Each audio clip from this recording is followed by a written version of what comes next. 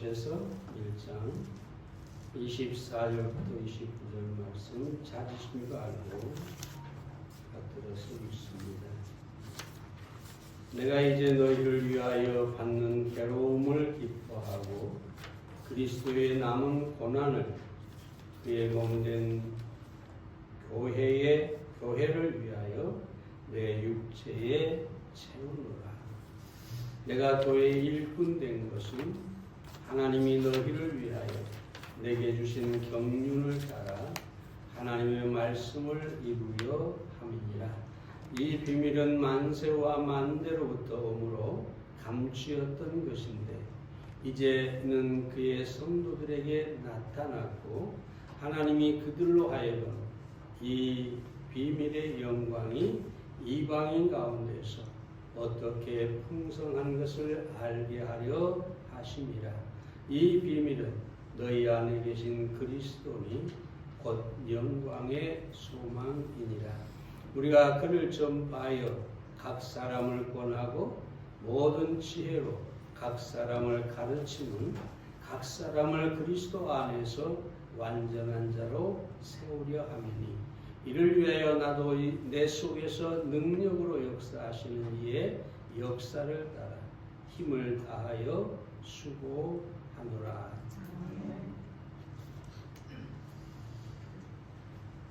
오늘은 복음의 일꾼이라는 제목으로 말씀을 드리겠습니다. 23절에 보면 나 바울은 이 복음의 일꾼이 되었노라 라고 합니다. 그리고 25절에 보면 교회의 일꾼이라고 합니다. 바울은 자신을 감독이나 무슨 교황과 같은 그런 주의에 놓지를 않습니다. 그는 그저 일꾼이라고 합니다. 일꾼. 헬라어로 디아코노스라고 하는 말인데 이 일꾼이라는 말은 섬기는 자라는 뜻이죠. 또는 식탁에서 시중을 드는 사람이다. 그런 의미가 되겠습니다. 바울은 자기가 섬기는 자, 일꾼이 된 것을 부끄러워하지 않고 오히려 특권으로 표현하고 있는 것을 보게 됩니다. 바울 서신을 보면 거의 자신을 일꾼으로 소개하고 있습니다. 이런 고백들을 통해 우리는 바울이 이 일꾼 된 것에 대해서 얼마나 기뻐하고 또 얼마나 특권으로 여기고 있는가 하는 것을 알 수가 있습니다. 오늘은 그 첫 번째로 복음과 교회의 일꾼 바울에 대해서 살펴보도록 하겠습니다. 다시 25절 말씀을 봅니다. 내가 교회의 일꾼이 된 것은 하나님이 너희를 위하여 내게 주신 경륜을 따라 하나님의 말씀을 이루려 함이라 라고 합니다. 여기서 내게 주신 경륜을 따라 그 말은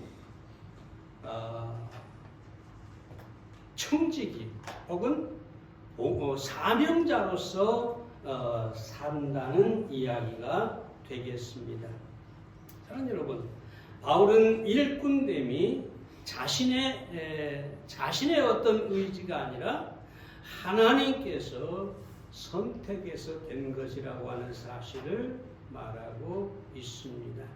바울은 자신이 사도권을 가지고 있다는 그런 또 강조도 하고 있죠. 일꾼이면서 하나님의 사도다. 사랑하는 여러분, 바울은 먼저 믿는 자들에게 사도권이 부정되는 그런 초대교회에서의 그런 모습을 보이고 있습니다. 왜냐하면 바울은 12 제자에 속한 것이 아니고 지극히 개인적으로 다메섹 도상에서 주님을 만났고, 그래서 많은 사람들이 그가 예수님으로부터, 부활하신 예수님으로부터 부름을 받았다고 하는 사실에 대해서 부정했던 것이죠. 이런 상황에서 사도 바울은 자기 자신의 사도권을 강조하고 또 변호하고 있는 것을 우리가 보게 됩니다. 갈라디아서 1장 1절에서도 사람들에게서 난 것도 아니요 사람으로 말미암은 것도 아니요 오직 예수 그리스도와 및 죽은 자 가운데서 그리스도를 살리신 하나님으로 말미암아 사도된 바울은 이렇게 말하고 있습니다. 고린도서 12장 11절과 12절에서도 바울은 자신이 많은 사도들보다 더 수고했다고 말하고 있는 것을 보게 됩니다. 그러면서 사도 바울은 자신이 사도로서의 표를 가지고 있는데 참음과 표적과 기사와 능력이라고 말하고 있습니다. 다시 말해서 바울은 자신을 일꾼이라고 하면서도 자신의 사도권을 강조하고 있어요. 변호하고 있어요. 나는 확실한 하나님의 사도다라고 얘기를 하고 있는 것이죠. 여러분, 우리는 여기서 생각해 볼 수 있는 게 뭐냐면 우리 자신의 정체성에 대해서 우리는 확신을 가지고 주장하고 변호할 수 있어야 한다는 것입니다. 무엇보다 우리는 구원받은 그리스도인이라는 사실을 우리는 확실히 해야 합니다. 오늘날 수많은 교회가 있고 수많은 사람들이 교회를 다니지만 그들은 자신의 정체성, 다시 말해서 나는 구원받은 하나님의 자녀다 라는 사실에 대해서 그렇게 크게 확신을 갖지 못하고 있습니다. 그래서 다른 사람들에게 자기 자신을 드러내놓고 말하지 못합니다. 나는 거듭난 사람이다. 나는 구원받은 하나님의 자녀다. 이런 확신을 가지고 자기 자신에 대해서 우리는 주장하고 자신을 변호할 수가 있어야 합니다. 뿐만 아니라 우리는 하나님께서 우리에게 무엇을 맡기셨든지 간에 그 맡은 바에 대해서 우리는 확신을 가지고 주장하고 또 그 사명을 감당할 수 있는 사람이 되어야 합니다.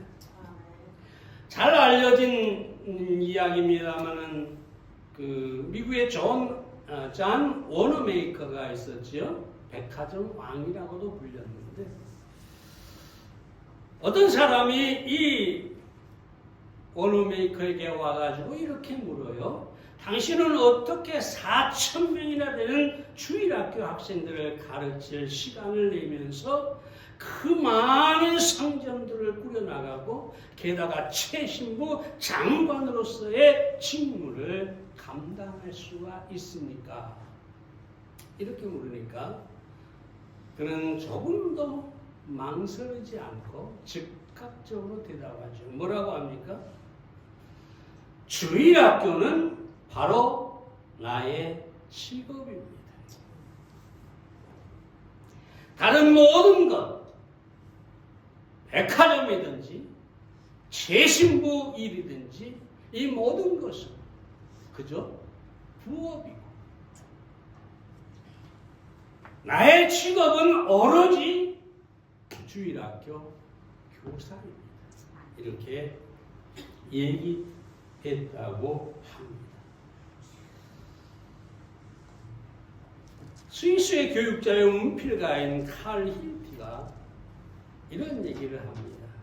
잠 못 이루는 밤을 위하여라는 책에서 인간 생애의 최고의 날은 자기의 사명을 발견하는 날이다. 토마스 칼라일은 복 있는 사람은 자기의 천직을 발견한 사람이다. 그에게 다른 축복이 있느냐고 더 묻지 말라. 여러분, 최고의 축복이 뭐냐? 자기의 천직, 자기의 사명을 발견한 사람이라. 거기에 다른 것을 묻지 말라고 해요. 예를 들어서 바울에게 다른 것에 대해서 물은다고 해보세요. 세상의 것에 대해서, 물질에 대해서, 성공에 대해서, 세상의 어떤 지위에 대해서 아무 소용이 없죠. 왜냐하면 이미 바울은 사명을 가지고 있고 그것으로 인해서 충분히 축복을 받은 사람이기 때문입니다. 워너메이커가 말한 것처럼 다른 모든 것은 그에게 아무것도 아니기 때문입니다. 그럼 사랑하는 여러분, 오늘 우리는 우리의 사명이 무엇인지, 물론 우리는 정말 우리가 거듭나고 구원받은 사람이라는 이 정체성에 대해서 확실하게 주장할 수 있어야 되겠지만, 우리의 사명에 대해서도 우리는 알아야 되고, 그리고 그 사명을 따라 살면서 우리는 확신을 가져야 되겠습니다. 언제든지 누구에게든지 나는 이런 사명을 가진 사람이다. 하나님이 나에게 맡긴 일은 이것이다 라고 말할 수 있어야 된다는 거죠. 그 사명이 거창한 것이 아니어도 됩니다. 길거리에서 청소를 하는 것이어도 상관이 없습니다. 다른 아무런 일이 없이 가정부로서 살아가는 것, 그것이 나의 사명이다 라고 생각한다면 그것으로 충분합니다. 다만 여러분에게 말씀을 드리고 싶은 것은 자신의 사명에 대해서, 자기가 맡은 일에 대해서, 자기가 하는 일에 대해서 확신을 가지고 주장하고 나타내고 때로는 변호할 수가 있어야 되겠습니다. 둘째로 바울은 복음의 권위를 위해서 자신의 사도권을 주장합니다. 그럼 이 바울은 정말로 자기 자신에 대해서 겸손했어요. 그러니까 일꾼이라고 하는 것을 부끄러워하지 않았어요. 그런데 일꾼인데 왜 사도권을 힘써서 주장하고 변호하고 그렇게 하느냐? 왜 그러느냐?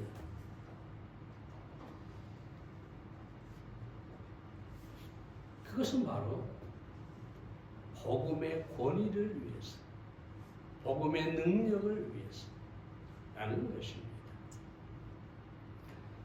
여러분, 우리는 정말로 바울처럼 겸손해야 하지만 우리에게 맡겨진 복음에 대해서는 우리는 그 능력에 대해서 확신을 가져야 합니다. 이 겸손에 대해서 얘기하다 보니까 생각이 나는데요. 구약의 사울 왕을 보세요. 아니, 원래 바울의 이름은 사울이었어요. 근데 이 사울이 예수님을 만나고 나서 바울이라는 이름으로 이름을 개명을 합니다. 근데 이 바울이라는 뜻은 뭐냐면 작은 자라는 뜻입니다. 아주 작은 자.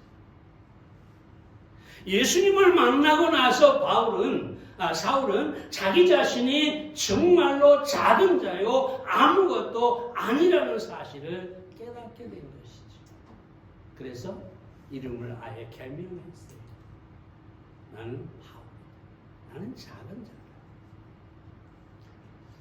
여러분, 본래 이 바울이 사울이었다고 말씀드렸는데 이 사울은 구약에 보면 대단히 교만한 사람이었죠. 자기를 드러내기를 좋아했죠. 이 사울이 왜 왕위에서 버림을 당했느냐? 바로 자기의 기념비를 세웠기 때문입니다. 전쟁에서 승리하고 나서 거기에 기념비를 하나 딱 세우는데 거기에 사울, 자기 이름을 새기죠. 결국 그것 때문에 다른 여러 가지 이유가 있지만 그것 때문에 사울이 왕위에서 버림당한 것을 보게 됩니다. 요즘 미국에 보면 미친 사람이 하나 있는 것 같아요. 사람들은 그를 기독교인이라고 합니다. 또 기독교인의 후원을 지지를 받아가지고 대통령이 됐다고 합니다. 근데 지지하는 그 마가 세력이라고 하는 것이 요즘 분열을 일으킨다고 하는데, 저는 다른 얘기하지 않겠습니다. 뭐 전쟁을 일으키고 뭐 이런 얘기하지 않겠어요. 내가 이 사람에게 발견한 게 있는데 뭐냐면은 자기 이름을 내기를 좋아한다는 겁니다. 한 가지 예를 들면 링컨 센터가 있는데 역사가 있는 거잖아요. 근데 그 앞에다가 간판을 바꿔요. 트럼프 링컨 센터. 이런 기념관에만 그렇게 하는 게 아니에요. 역의 이름도 어떤 모든 것에 대해서 자기의 이름을 드러내고 있는데, 여러분 저는 그래서 이분이 결코 오래오래 가지 못할 거라는 생각이. 사울이 왜 쫓겨났다고요? 자기 기념비를 세우고 교만했기 때문에 왕위에서 물러나게 되었어요. 뭐 지금 트럼프를 좋아하는 사람도 있고 트럼프가 뭘 해줄 거라고 생각하는 사람들도 대한민국에는 있습니다만, 저는 한 가지만 말합니다. 기념비를 세우고 자기의 이름을 높이고, 이건 교만입니다. 그리고 잠언은 교만은 패망의 선봉이라고 말하고 있습니다. 다시 바울로 돌아가 봅니다. 바울은 사울이었으나 바울로 작은 자로 계명했다고 말씀을 드렸습니다. 근데 왜 이처럼 바울이 작은 자였던 자신이 굳이 나는 사도다, 나는 사도요 라고 강조를 하느냐? 왜 그걸 주장을 하느냐? 사람들이 당신은 사도가 아니다 그렇게 말하는데 왜 자기를 끝까지 변호하면서 나는 사도다 그렇게 얘기하느냐? 다시 말씀드립니다. 그가 전한 복음의 권위와 능력 때문이었습니다. 본문 15장 1절과 2절에 보면, 형제들아 내가 너희에게 전한 복음을 너희가 알게 하노니 너희가 받은 것이요 또한 그 가운데 선 것이라. 너희가 만일 나의 전한 그 말을 굳게 지키고 헛되이 믿지 아니하였으면 이로 말미암아 구원을 얻으리라.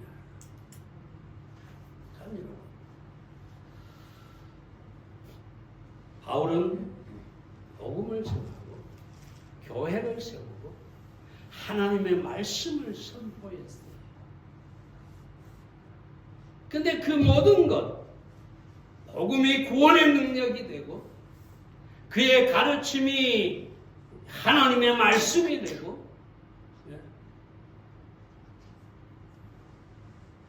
그것이 어디서부터 오느냐? 바울이 사도라는 사실에서 오는 거예요. 여러분,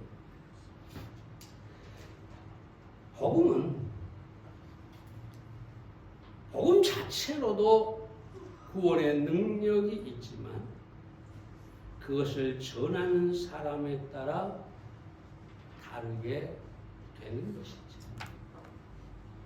복음을 전하는 사람이 누구냐가 복음이 어떻게 역사하느냐를 가르쳐 주는 것이죠.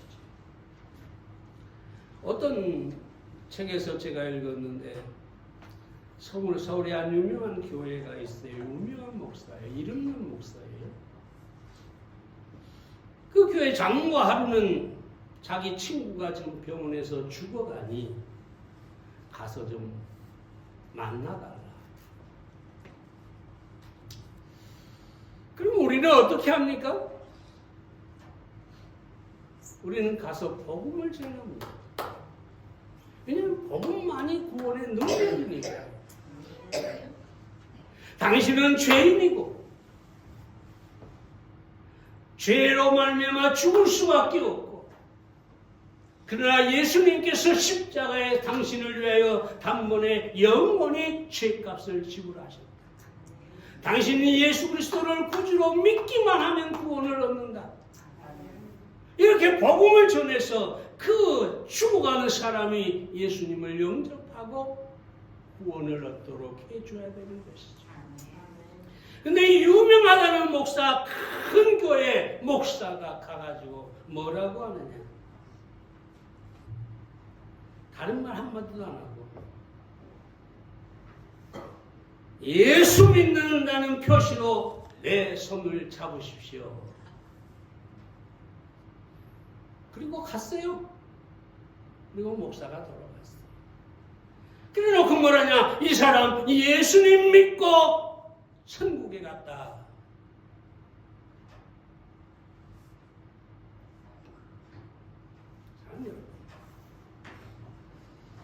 결코 아닌 것입니다.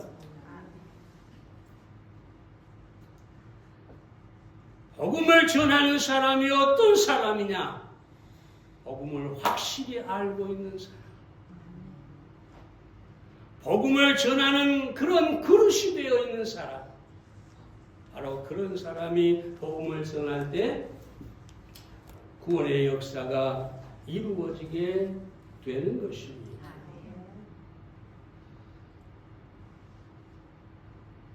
이 복음이 제가 좀 전에 말씀드린 사람이 중요하다고 했는데, 복음을 전하는 사람이 어떤 사람이냐 중요한데, 그 자신이 복음의 확신을 가지고 있어야 되고, 뿐만 아니라 삶이 복음적이어야 됩니다. 삶이.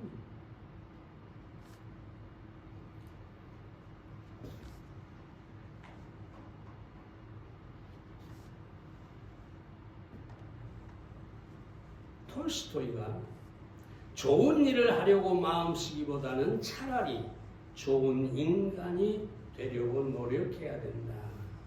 그런 얘기를 했는데요. 좋은 일을 하는 것도 중요하지만 좋은 인간이 되는 것이 더 중요하다.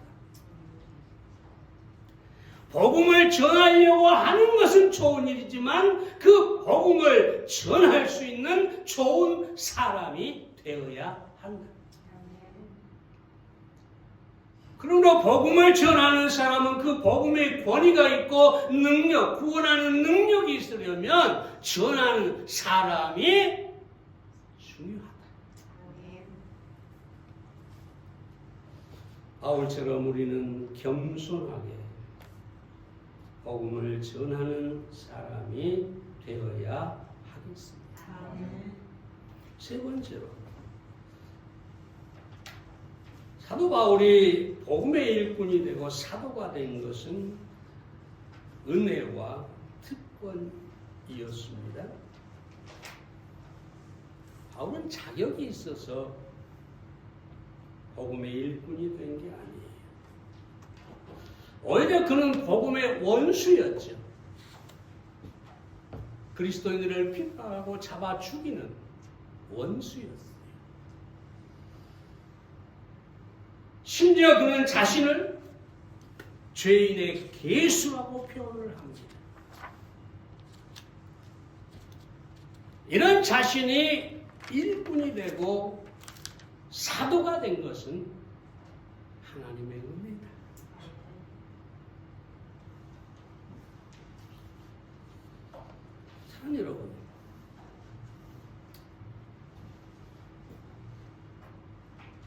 하나님의 은혜가 우리에게 무엇을 맡겼든지 하나님의 은혜가 그렇게 하신 것이죠.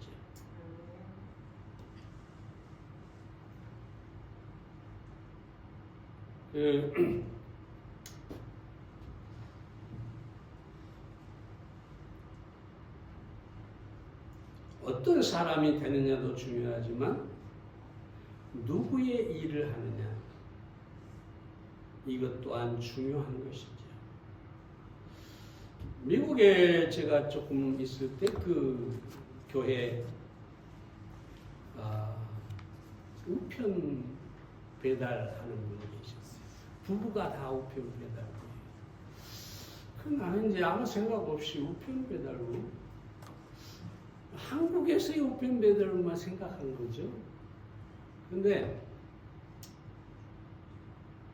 나중에 알고 깜짝 놀랐어요. 이 우편 배달부는요, 연방정부의 공무원이에요. 월급도 많을 뿐만 아니라 엄청난 특권을 가지고 있어요. 심지어 군대를 동원할 수 있는 그런 것이 바로 이 연방정부의 우편 배달부예요. 막강한 힘이 있죠. 제가 얼마나 놀랐는지. 그냥 지방정부의 공무원이 아니라 연방정부의 공무원인 거죠. 그 집에 제가 가끔 신방을 가거나 식사 초대를 받아서 가면, 야, 얼마나 좋은 집에 잘 사는지 몰라요.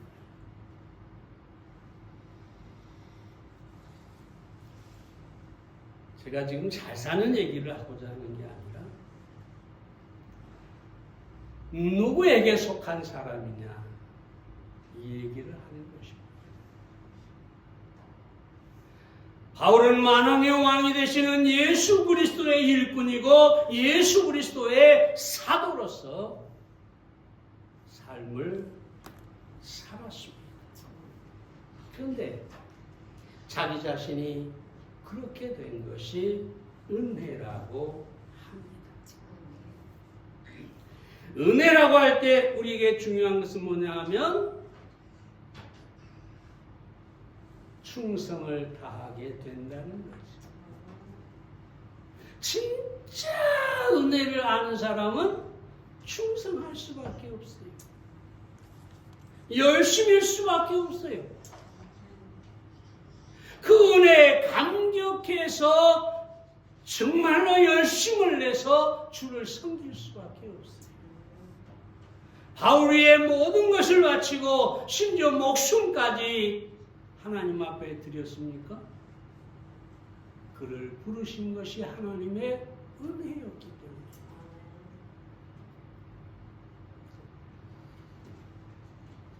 우리는 우리가 무엇을 하든지 하나님의 은혜로 부름받아.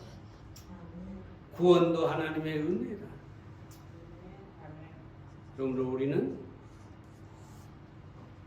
은혜를 받은 사람, 은혜를 입은 사람으로 충성을 다하고 주님의 영광을 나타내는 사람들이 되어야 하겠습니다.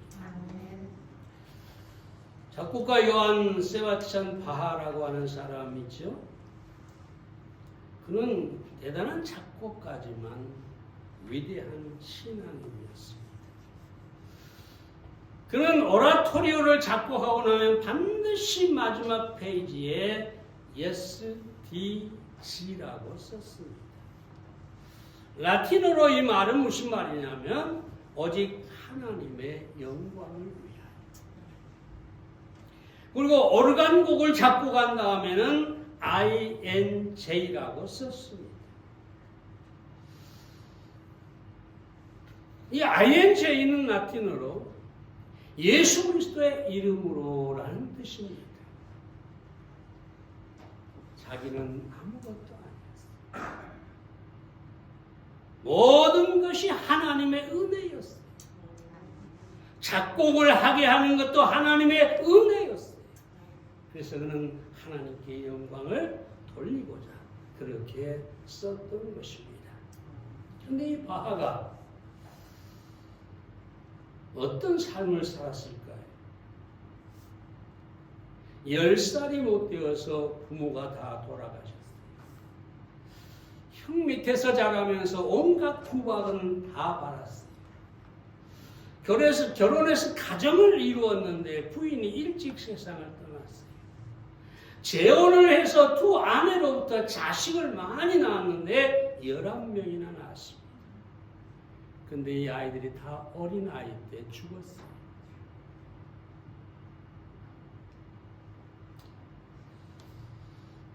여러분, 이런 삶을 여러분이 산다고 상상해 보세요.